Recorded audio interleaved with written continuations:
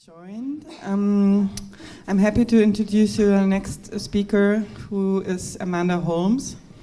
Amanda Holmes is a doctoral candidate in the philosophy department at Villanova University, currently based in Vienna. Her work is situated at the intersection of ontology and psychoanalysis. She is the author of several articles and book chapters in political philosophy, queer theory, and psychoanalysis. She will defend her PhD dissertation, Erotology, Desire and Being in Lacan's Return to Freud, this April. So her lecture is titled Outrage, Anger and its Vicissitudes. Difficult words. Me too. This lecture offers a critical examination of the concept of anger from a psychoanalytic perspective, situating the effect of anger broadly within the contemporary political climate. This lecture explores the concept of anger and its structural sense, and in relation to several key Lacanian concepts. The relation of the subject to the other, the theory of aggression, alienation, and the tripartite division between the imaginary, the symbolic, and the real. The lecture will develop the claim that anger marks an extimate relation of the subject to the real. So, welcome and thanks for preparing this lecture. Well, thanks so much. And let me begin. Thanks to Melanie for organizing this really fantastic symposium. I'm really honored to be a part of it. And you can promise a lot in an abstract. So I don't know if I'll get to all of that, but let's see. So with that, I'll just begin. It seems to me that we cannot begin to come to terms with the very bleak and profoundly angry moment in which we find ourselves, unless we begin with a critical examination of ourselves. So I will begin this lecture by asking the basic question: what is anger? What is anger? With this question, I do not mean to solicit a phenomenological investigation of the lived experience of anger. While it is clear that anger is always an embodied anger, right? There is no anger in the abstract. There are real differences in how this lived embodied experience is lived, embodied, and experienced. That is to say, that for some bodies, anger is not only tolerated, but is celebrated as a virtue, while for other bodies, anger is de facto forbidden. And the expression of anger for some bodies is potentially a dangerous incitation of violence. The point here is simply that with respect to the lived experience of anger, bodies and contexts matter. The anger of a white man in Austria is not commensurate with the anger of a black woman in the United States. The anger of the protesters in Iraq today is not homologous with the anger of protesters in Beirut or in Paris tomorrow. But these differences among instances of anger are primarily phenomenological, by which I just mean that they play out at the level of lived experience. They have to do with the context of anger, with the singular instances of anger as it is embodied and situated subjectively, politically, and historically. Although it is absolutely necessary to attend to these differences, they do not deal with the question I've posed: what is anger? So I'll ask again. But before setting up my response, a few more caveats are in order. By posing this question, I am not asking about the causes of anger, nor am I interrogating the legitimation of it. There are no doubt many good reasons to be angry at our present historical conjuncture. There is undoubtedly a fair and fitting form of anger in the face of the many injustices of the present. There is perhaps even, we might say, an obligation to stand for righteous indignation and explicitly political anger that is and has been the motor for political revolution and social change. This is the kind of anger that Aristotle called philanthropon in his Poetics. It is an anger born of love, of philia, for humanity, anthropon. It is where we get our word philanthropy from, and we'll say more about philanthropy later. But for Aristotle, the philanthropon, the love of humanity, had nothing to do with generous donations. It entailed, and here I'm quoting from the Poetics, the righteous indignation one feels toward undeserved good fortune, and the pity one feels for anyone who suffers undeserved bad fortune. In short, according to Aristotle, a human being who aligns herself with justice, with the good, who has the virtue of the philanthropon, will be angry in the face of injustice and have a righteous indignation for illegitimate power. But my question is still not addressed here. Aristotle's notion of anger as philanthropon can relate anger and righteous indignation to questions of justice and injustice, but it still does not provide an answer to the question I've posed. So I'll ask again, what is anger? The approach that I suggest to respond to the question, what is anger, takes its point of departure from the thought of Jacques Lacan. Lacan does not develop an explicit theory of anger, so what I offer here is a slightly speculative leap. It elaborates Lacan's thinking based on a few passages. And even though Lacan never developed the concept of anger as an affect in any extensive way, in what follows, I will turn to these few passages in order to propose a potential Lacanian theory of anger. Lacan is notoriously suspicious of the discourse on affects because of the imprecise and elusive nature of this discourse, which always seems to obscure rather than to clarify. Any appeal to affects as such depends upon a certain distinction between affects and feelings on the one hand and intellect or concepts on the other. For Lacan, such an opposition is entirely unhelpful. As he puts it in the first year of his seminar, this is a quote, "This opposition between affect and intellect is one of the most contrary to analytic experience, and most unenlightening when it comes to understanding it." Or, as he puts it elsewhere quite succinctly, this is also a quote, "Our experience is not that of any affective smoochy-woochy." So for Lacan, in short, the discourse on affect always leads us to an impasse. Of course, it's not a matter of denying the importance of affects. It's just that it's important not to confuse them with the substance of that which psychoanalysis is seeking, namely, the unconscious. So here we can set the stage for formulating the potential Lacanian concept of anger by positioning it as an affect that stands in relation to the unconscious. Moreover, it will be helpful to remember that the concept of the unconscious in Lacan's thinking is very precisely linked to the structure of language. The oft-repeated Lacanian mantra, "the unconscious is structured like a language," is manifest here. The first and most basic response to the question, what is anger, will be that it is an affect that is articulated in language, and that it is thus a relation to the unconscious. The emphasis here is on the latter part of this claim, which is that anger is articulated in language and thus inextricably bound to the unconscious, rather than the former, which is just that it is an affect. It is precisely Lacan's skeptical position on the notion of affect that renders his approach to anger a unique and direct response to the question that I've posed, what is anger?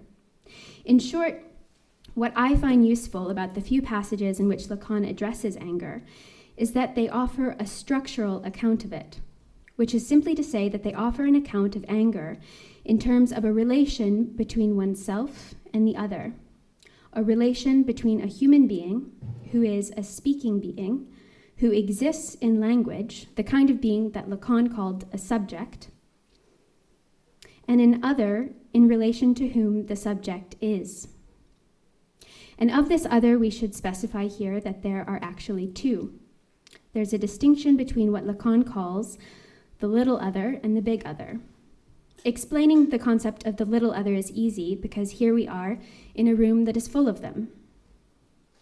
The little other is simply an other who I recognize as a human being, a speaking being like me. The big other names how it is that we little others relate to each other. That is, we all relate to each other through the big other, which is more precisely language. So with this constellation between the subject, the little other, and the big other in mind, we come to the second point of clarification about a potential Lacanian theory of anger.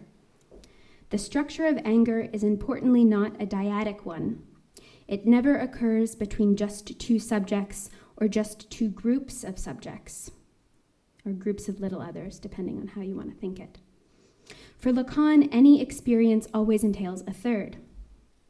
Because Lacanian theory begins with the fundamental claim that the human being is a speaking being, a subject in language. Any possible experience is only ever conceived as experience in language, in what Lacan calls the symbolic. So even an affect like anger, something which seems to be so immediately and intensely experienced when it comes up, is mediated by language. The utility of the account of anger that we can develop with the Lacanian framework is not due to the fact that it lays claim to the emotion of anger. It will not attempt to define what it feels like to be angry, nor will it give a robust analysis of when anger is politically just or unjust. Instead, the psychoanalytic discourse opens up a space of interrogation where we can attend to the language in which such a feeling is disclosed. So rather than an appeal to the immediacy of anger as a feeling or affect or lived experience, psychoanalysis poses a question that is directed at the structure in which the affect of anger is articulated. What we get by turning to anger, by turning to Lacan for a response to the question of anger, is an account of anger as a particular relation of the subject to the other, a relation mediated by the big other. It is precisely this triadic structure that illuminates one of the key contributions of Lacanian psychoanalysis, that there is no such thing as immediate experience. Upon even the simplest of reflections, we find that there is, hidden in plain sight, as it were, in any experience, its structuration by the symbolic order of language. The fundamental claim is that any affect is structured in such a way through this triadic relation between the subject, the little other, and the big other. That is to say that any affect is mediated. Or rather, to put it more forcefully, the condition of possibility of being affected is being in language. The consequences of this claim are radical because it denaturalizes. I want your ears to perk up there if we can think a little bit about the way we were talking about nature in the last session. The claim is that psychoanalysis denaturalizes any pretense to the immediacy of affect. In short, the point is not just that there is in language the capacity to express an affect, but rather that it is in language that affects are at all. So to convince you, I'll try out this theory with an affect that is most near and dear. It is quite literally the closest affect to our hearts, the affect of love. The Lacanian wager is that even an affect as seemingly primordial and elemental and central to the very meaning of our lives as love is not only mediated by the other, but it would not exist without this mediation. Love is a cultural fact. It is not only the idea As La Rochefoucauld put it so well, how many are they who might never have loved, but for hearing the talk of love? It is that love would be out of the question were it not for culture. Now, so what am I saying? Am I just cynically claiming that there's no such thing as love, that it's really just all ideology and bullshit? That it's merely a social construction and we're going around aping the form, leading lives like idiots in search of something that doesn't even really exist? Not exactly. But it's not that love doesn't exist, it's just that its existence depends upon a structure. And as such, yes, it is a cultural invention that's historically determined and entirely contingent, and for all of that, it's all the more meaningful. But enough on love, let's get back to anger. So this quick detour was just meant to show us that on Lacan's account, affects are not inherently meaningful, but are made meaningful in the ways in which we talk about them, right? It's about their inscription in the symbolic. There is nothing natural about them, and their meaning is not intrinsic to the immediacy of experience, but depends entirely on their articulation. As Lacan puts it, and this is a long quotation, so bear with me, what people refer to as an affect is not something that is purely and simply opaque and closed off, not something that is somehow beyond discourse or a nucleus of lived experience that comes to us out of the blue. Affect is something that is always and very precisely connoted by a certain stance the subject adopts with respect to being. I mean with respect to being insofar as what is proposed to him is in its fundamental dimension symbolic. But it also happens that, on the contrary, affect constitutes within the symbolic an eruption of the real that is highly disturbing. In order to unpack this quote, okay, so that was the whole quote. In order to unpack it, though, we have to clarify this infamous Lacanian tripartite distinction between the symbolic, the imaginary, and the real. While this tripartite division between the imaginary, the symbolic, and the real could indeed be the topic of an entire lecture or indeed series of lectures, for our purposes here, I want to stick to our question, what is anger? So I'll limit myself to the following explanation. Up until now, I have been emphasizing the role of language in Lacan's thinking, so I have been remaining mostly within a discussion of the order of the symbolic. The order of the symbolic names the structure of all thinking in language, and therefore in all thinking as such. It is at the core of our description of the relation between the subject and the big other, as that entity through which we think anything at all. The order of the imaginary deals not only, as its name indicates, with images, but it is the realm of identification, of recognition, and of identity. The imaginary is at the core of the description I offered just a moment ago of the relation of the subject to little others. The imaginary dimension marks that powerful mode of relation where our image of others not only influences but entirely determines the image we have of ourselves. As Lacan explains, it is in this erotic relationship in which the human individual fixates on an image that alienates him from himself, that we find the energy and the form from which the organization of the passions that he will call his ego originates. The imaginary is what organizes our passions then. And this brings us now to our third term, the real. The real is more challenging to describe, in the context of this quick overview at least, because the real is what cannot be viewed in the first place. It has nothing to do with the term reality, because the Lacanian real is essentially prior to it. The real is a sort of unrent, undifferentiated fabric, woven in such a way as to be full everywhere, there being no space between the threads that are its stuff. It is a sort of smooth, seamless surface or space which applies as much to a child's body as to the whole universe. The division of the real into separate zones, distinct features, and contrasting structures is a result of the symbolic order, which, in a manner of speaking, cuts into the smooth facade of the real, creating divisions, gaps, and distinguishable entities, and laying the real to rest. That is, drawing or sucking it into the symbols that are used to describe it, and thereby annihilate it. So the real is a notoriously difficult and confounding concept, precisely because it names that which gets destroyed as soon as it is named.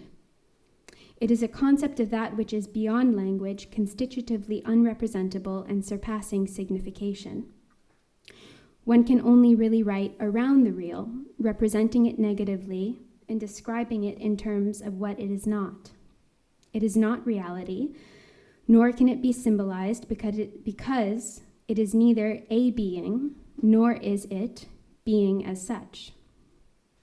This is the fundamental difficulty with writing about the real. It entails forcing it into its opposite, awkwardly attempting to represent what cannot be represented, naming what cannot be named. The real, nevertheless, turns up. It is encountered at the points where language and the grids we use to symbolize the world break down. With this definition of the real and a sense of its relation to the imaginary and the symbolic, now somewhat firmly in hand, we can begin to flesh out the Lacanian definition of anger. So here we have finally come to the first passage in which Lacan mentions anger explicitly. In his 6th seminar, Lacan observes, and this is a quote, "It is hard not to see that a fundamental affect like anger is nothing but the following: the real that intervenes at the very moment at which we have woven a fine symbolic web, where everything is going well, order, law, our merit, and our pleasure. We realize suddenly that the square pegs do not fit into the round holes. That is the origin of anger as an affect. All is well on the bridge formed by the ships on the Bosphorus, but a tempest blows in that whips up the sea. All anger involves whipping up the waters." So there are a couple of things to emphasize about this passage and the definition of anger that Lacan provides here. First, that anger is what happens when the real intervenes at the very moment when things seem to be going well, when everything is precisely in order. And it does seem to be the case upon reflection that, especially for those who keep things in order, whose enjoyment in life seems to be very tightly bound to the tidy arrangement of ideas and of things, for such a character, it seems that anger is quite often at the ready. The crucial problem is that most orders, however firmly enforced, are as delicate as the order of the ships on the Bosphorus. They are formed only by a contingent and tenuous state of affairs, and can be split apart, rendered asunder by even slight disturbances. This image of anger supplements and contends with another that Lacan gives us in this passage. That anger is when, all of a sudden, the square pegs do not fit into the round holes. This is a strange image. And Lacan is quite fond of this definition. He repeats it several times throughout the seminar.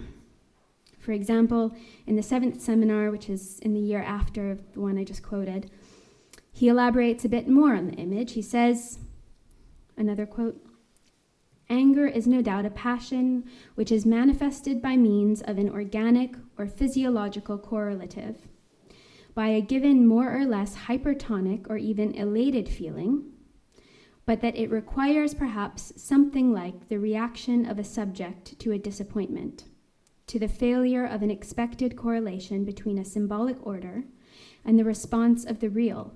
In other words, it's when the little pegs refuse to go into the little holes." In this passage, we are given a more precise explanation of this metaphor of the square pegs and the round holes. Anger is about a failed expectation. there is an element of surprise. Something happens that wasn't anticipated and does not fit into the schema with which we were at a certain point conceiving of the world and of our place in it. To offer a couple of cliches that embellish this point, and these are really cliches, so just bear with me here. You're driving along the highway, listening to David Bowie and thinking about how nice the weather is when suddenly another driver cuts you off, causing an immediate outburst of anger. So you shake your fist, or you give him the finger, or you do whatever gesture means fuck you in the part of the world that you're in. That's just an example of a small tear in the fabric of the symbolic structure, but it can get mended almost just as quickly as it is made. It marks a sudden, startling event that opened the space for anger, but it's an anger that swiftly passes. Or another cliche example. You read the news that a major world leader made the unprecedented move of assassinating a high-ranking military leader of another powerful country, and it wasn't even wartime, but perhaps it started one. That, too, is an eruption of the real into the symbolic that opens the space for anger, right? It's an unexpected event. You have to contend with the fact that reality suddenly has shifted, and you have to make sense of it. And this shift, this surprise, somehow we can locate anger there, in a structural sense. Okay, one last example that's really the most cliched of all. Really, it's so embarrassing that I came up with these cliches. But, this is a cliche for a reason, and that's the bigger point. That you come home unexpectedly to find your partner in bed with somebody else. That's a bigger tear in the symbolic structure. It might take some more time to mend that one, to sew back into the fabric of sense, this eruption of the real, this thing that doesn't make sense immediately within what you're already ready to conceive, right? So, none of these examples are universally applicable. It all depends, of course, on your constitution, on the kind of order you keep. Sometimes the affect that is generated by these kinds of ruptures makes no sense at all. An event that should cause anger causes numbness or fear or excitement, or an event that should cause joy actually generates anxiety. But the point is that among all of the affects, anger seems to bear a relation to the situations that mark a rupture in one's expectations. In short, it seems that when the little pegs do not fit into the little holes, we have the structure of anger insofar as it is the affect that arises when something in reality poses an obstacle to desire's enterprises, the latter always being organized by the symbolic. It is when the structure that one uses to make sense of the world and one's place in it does not map on to something confronted, some aspect of reality that hadn't been accounted for throws a wrench in the whole order of things. And this is usually not a rational or predictable affair. That's the whole point. And it can generate abrupt and disproportionate effects. Sometimes they are negative and violent, and other times they might even be productive. We might turn to an example from the reflections in the work of the philosopher Barbara Cassin on the role of anger as a motivation in her own work. She describes a formative experience from the beginning of her career. This is an excerpt from that reflection. So this is Barbara Cassin. She writes, "Early on, I wrote short texts, long poems and short stories that I printed and published myself. In 1973, perhaps, a book which spoke about a poem, a pseudo-poem that resembled one of Char's poems but wasn't his, and the notes were other poems printed in different typographical styles. I showed them to some philosophers, and they said to me, 'Ah, this is really very good. That's how you must write.' But to say, 'That's how you must write,' really means, 'Damned little fool, don't do philosophy, it's not for you.' Therefore, I could say that my first philosophy book is a product of that anger. 'Ah, I'm not to do philosophy. Well, you're going to see that I do it even better than you.'" Okay, so the end of that quote. So what is strange and what I like and what is perhaps even a bit funny about this story of Cassin's anger is that it derives from nothing other than a compliment. She's told, "Your poetry is really very excellent," to which she responds, "Fuck you, I'll do something else. As a matter of fact, I think I'll do what you do, but better." So something here doesn't quite match up, at least not at the order of expectation. Kazan's explanation reveals that the expectation in showing the philosophers her book of experimental poetry had little to do with wanting their affirmation. So when she gets a form of it, regardless of whether it was a genuine or condescending form, it can only be received as the patronizing assignment to do what a woman should. If they had said, "Listen, Barbara, this experimental poetry thing you're doing, it's really a waste of time. Why don't you just study some ancient Greek and write some very serious monographs on Aristotle?" Her response then could have been, actually, to angrily defend the value of her experimental poetry. It was the affirmation from the philosophers that was the cause of an anger, a productive anger, which led, perhaps surprisingly, to a path in which Kazan puts herself in the place of those who made her angry. She becomes them. That is, she becomes not only a philosopher, but she becomes the one who determines what she will be. To the assignation, or to being assigned, "We know where you are," Kazan's anger responded, "Oh no, I am not there, and if you put me there, I'm going to look elsewhere." She goes on to describe this sort of responsive anger to any time she's told to do something. So she's asked in an exam to write a history paper, so she writes a literature paper. She's asked to write a philosophy paper, so she writes a history paper. That her response, her relation to anger, is an insistence on a fundamental porosity. You know, being told you are X and responding absolutely not. You know, I'm Y. But I can only say Y if I'm told that I'm X. That's the important point. Okay, so to move on. What this anecdote suggests is that anger plays a central role in how it is that an identity coalesces around the misrecognitions and objectifications that one receives from the other.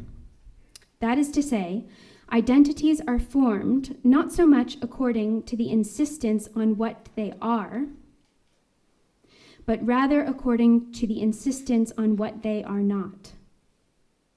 It insists not so much on the claim, "I am this," but rather on "I am not that." There is a subtle imbrication here between the concept of anger as an affect and the concept of aggressiveness as it gets formulated in psychoanalysis. Lacan theorizes aggressiveness as linked to the narcissistic relationship and to the structures of systemic misrecognition and objectification that characterize ego formation. The sense of self, really. So this aggressiveness underlies the process through which a subject builds an identity, learns to recognize herself in relation to others.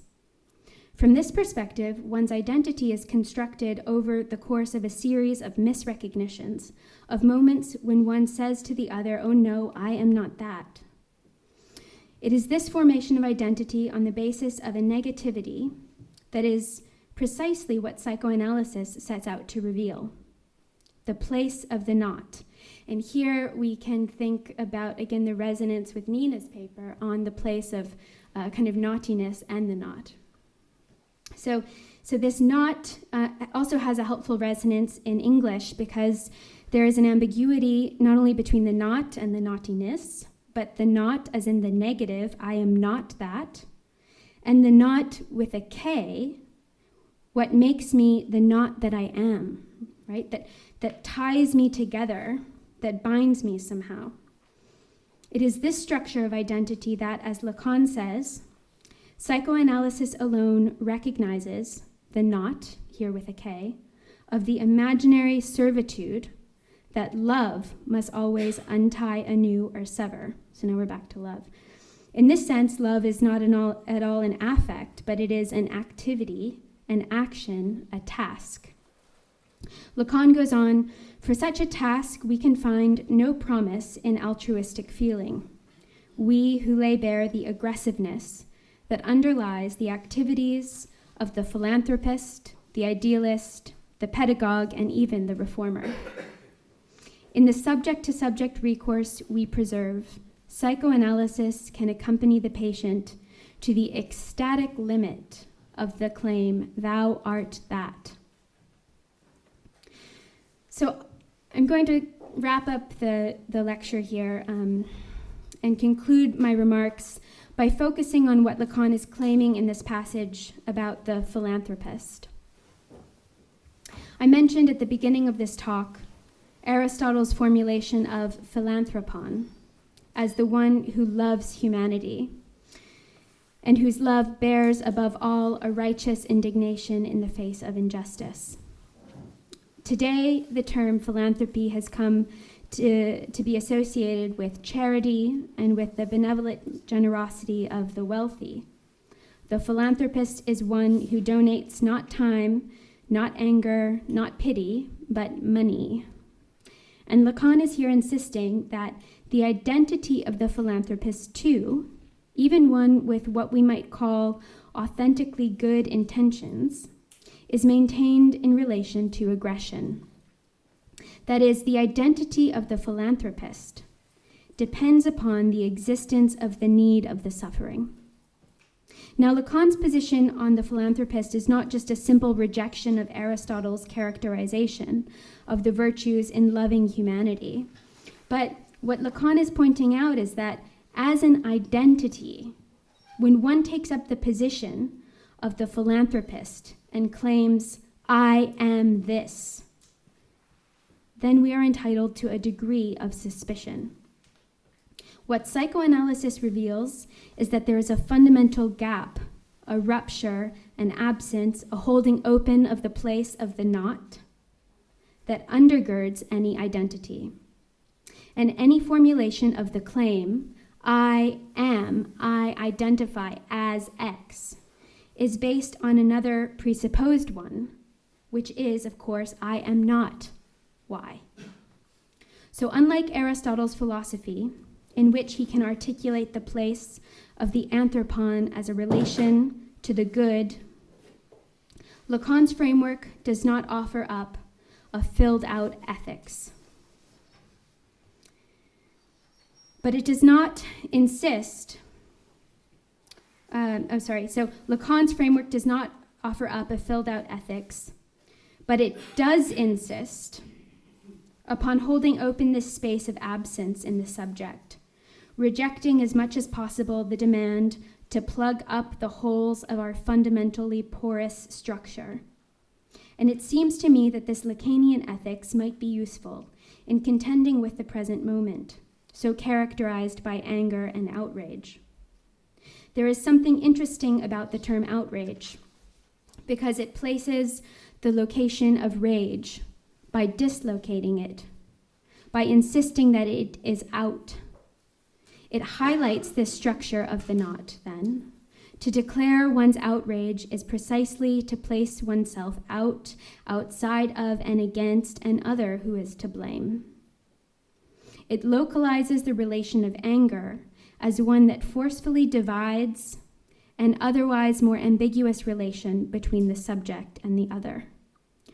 So, to end on the very same line with which I began, it seems to me that we cannot begin to come to terms with the very bleak and profoundly angry moment in which we find ourselves unless we begin with a critical examination of ourselves, and to which we can now add, because these selves are constructed by various forms of aggression, and we have to be very careful with our outrage.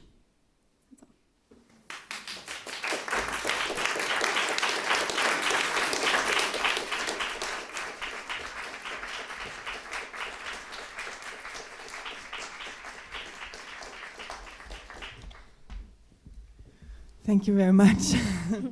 It's not so easy for me now to respond, because it's so specific also in this, in your topic. I'm not trained as a philosopher, but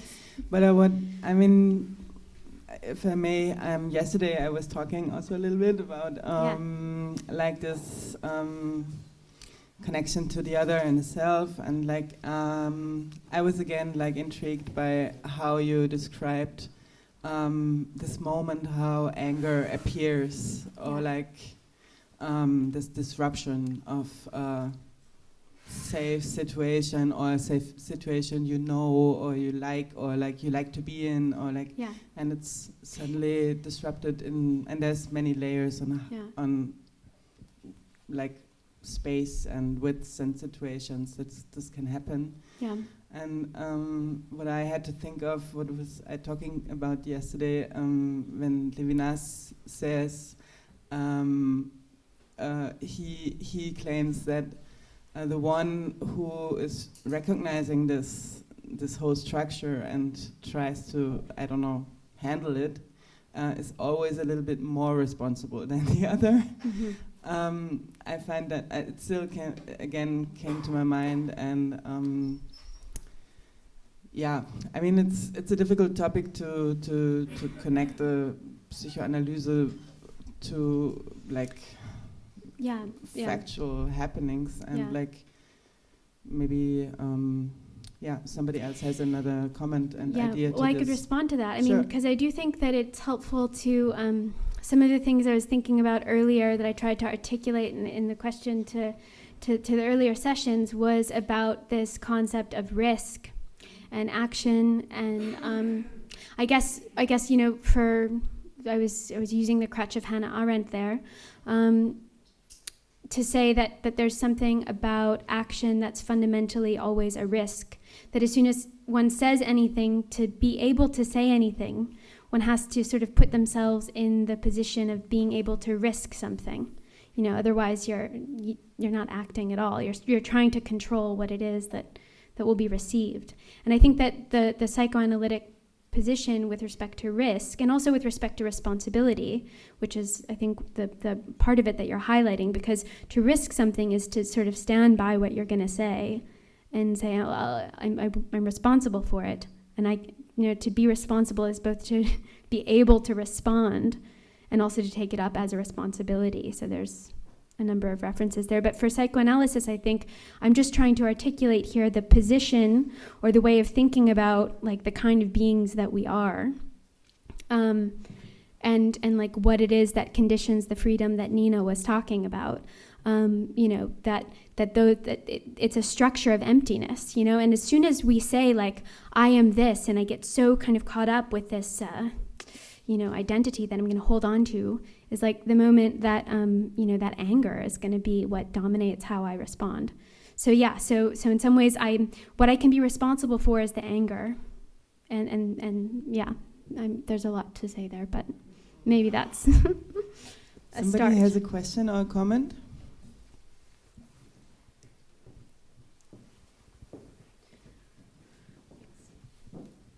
Yeah, hi. Thank you very much for being so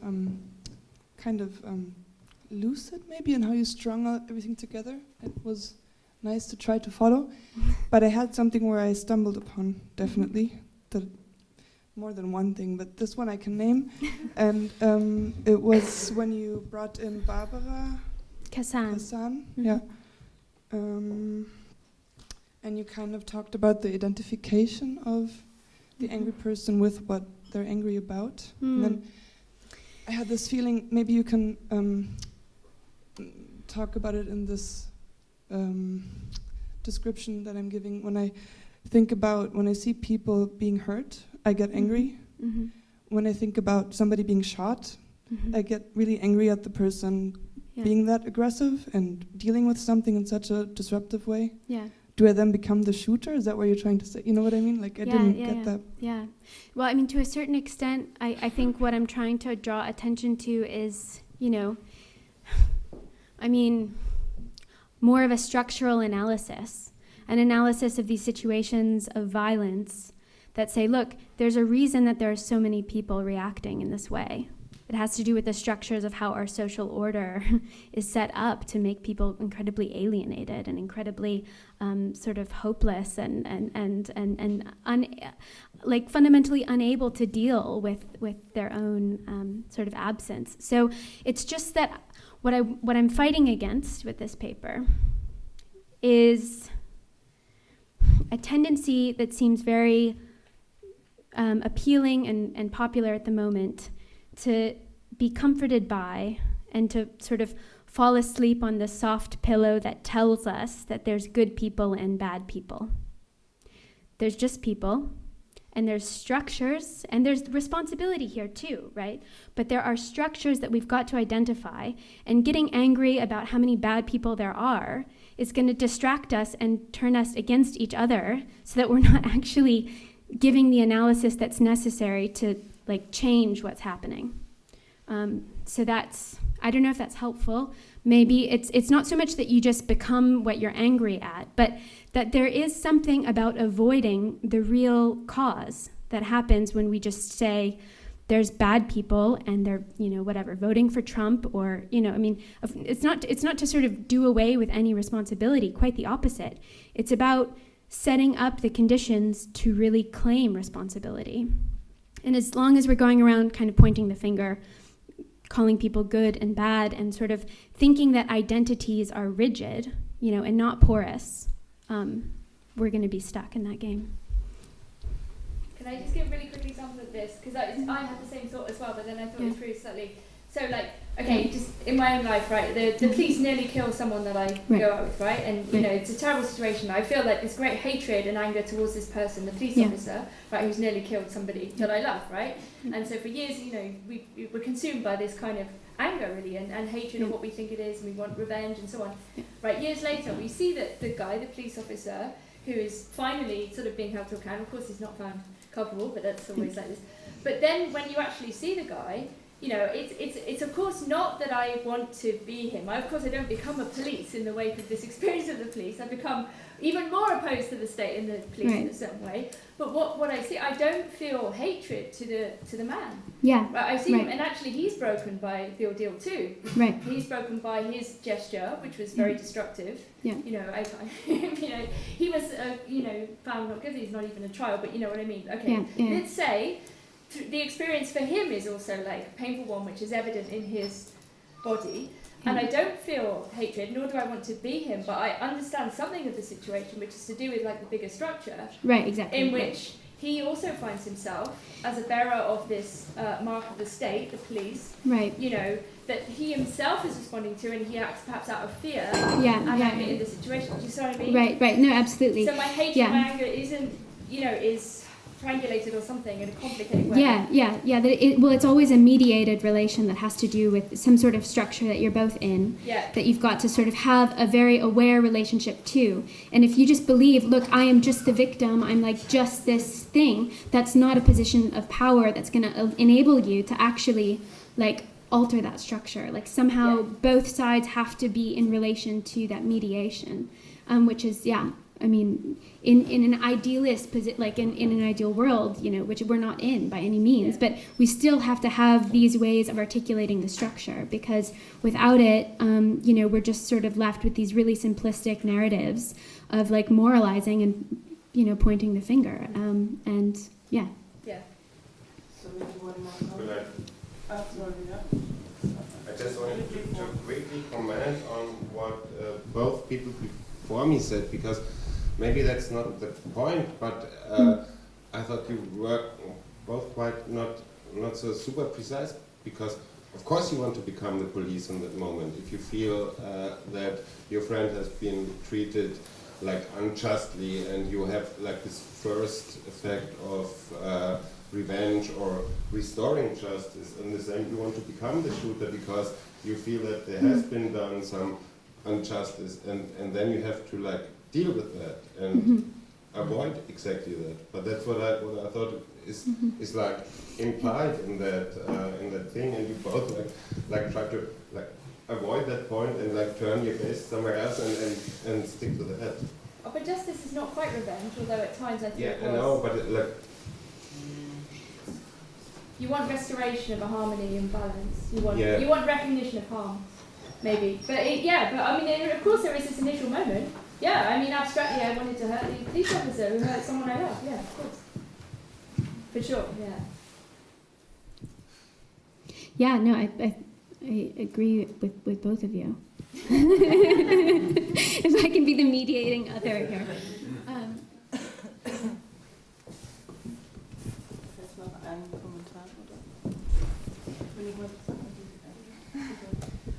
Maybe I would have a comment to your comment and ask you about the relation between risking and failing.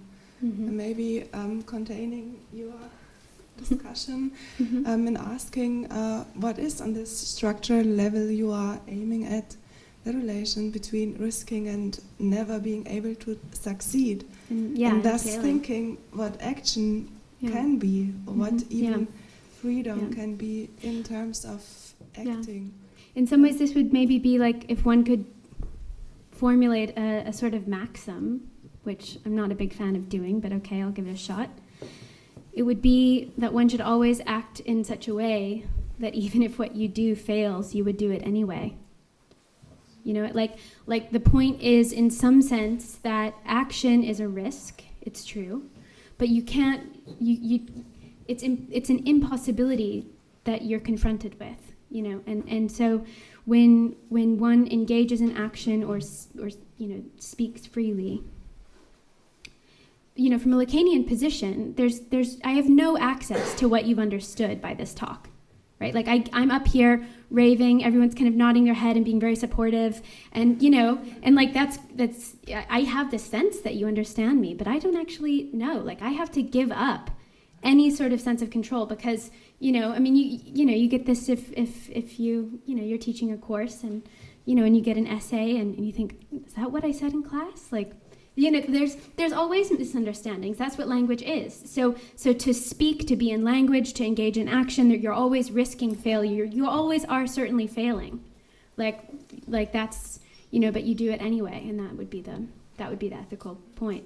So like I mean whatever, like Zizek and the it's the fail again, fail better. It's Beckett, I know, but Zizek ran this seminar this summer, and yeah, of course. Beckett, fail again, fail better, yes, all of that and the rest. But it's not just about failure. Like the point of that is that it's about freedom. Yeah. Yeah. Thank you, Amanda, Thanks. For your interesting lecture. I have a question towards the difference you made also between the real and reality, and I think it's interesting to ask for the real in relation to the anger. Did I understand you right that the real maybe we cannot touch the real, but that the examples you made with the guy in the car, there is maybe a reality, but where is the real in relation to the anger? No, it's a really good question, and I mean super I think that what's happening there is I'm speaking of the real in a way that is quite specifically about this relation to the unexpected. So the real is this concept, like for Lacan, all being is symbolic. So anything that we can represent, anything that is within our experience is symbolic. So these moments of kind of eruption where something unexpected happens, or something that we didn't account for happens, or even like if there's a historically important scientific discovery that's made that like wasn't a part of what we knew, like as like in the structure of how we conceived of the world. That would be, in some ways, an intervention on the part of the real. But as soon as it's represented, as soon as we have that concept, as soon as something comes into being, then it's already like no longer the real. So it's not really the real once it's erupted. But it has to do with this sort of delicate, again, it's like these bridges, these boats floating on the river that form a bridge. As soon as there's like some sort of disturbance, you have to kind of work to get the the boat's back in order, if that metaphor makes so the idea with the car coming in, like, what is that? Okay, so that's just a car in reality coming in. But the point is that within the structure of my kind of organizational way of experiencing myself in the world, kind of driving in my car and, you know, singing along or whatever, there's this thing that happens, you know, and it's not accounted for. But it's not the precise definition of the real, in the sense that, you know, the real is always that which exceeds symbolic representation. But what I wanted to say to this point is maybe it's more also this kind of what is not, that there are something, but you say it is not there. So that this is the energy for the anger, I would say. Yeah. It's not only interruption or right. So this is where I wanted to. Yeah. No, that's helpful. So if there's not another pressing, just for time reasons, is it? I'm super weak in that.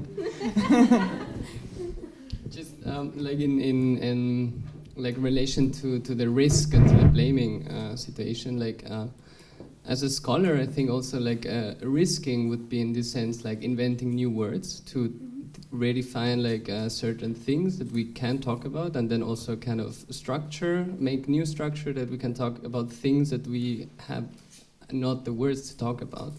And a good example is, for example, Sayak Valencia in this gore capitalism, where she defines this Endriago subjects in Mexico cartels that are, because of structural violence, basically obliged to work in cartels and do this gore practices. And this is I think like a good way to like apply risk or something, take the risk and not blame it on anger or something, like go beyond the analysis of anger and really making suggestions for things to talk upon or like on. Yeah, I mean, I don't, just to try to, you know, be somewhat clear, it's not that I am like blaming anger for it's precisely the opposite. Like anger it's not so much that I'm trying to say that, like, I mean, not anger as an effect, but as a word in this sense. Yeah. Okay. Yeah. I mean, I guess I'll have to think more. Maybe we can talk more so I can just have a clearer sense of what the question is. I mean, it's true. It's always a risk to kind of come up with a theoretical framework and to invent a word or a concept. Because that's precisely right, this work of like constructing something as recognizable within the symbolic order when it wasn't before. So I think that's what I understand in your description of this theorist who I'm not familiar with, so you'll have to tell me about her later.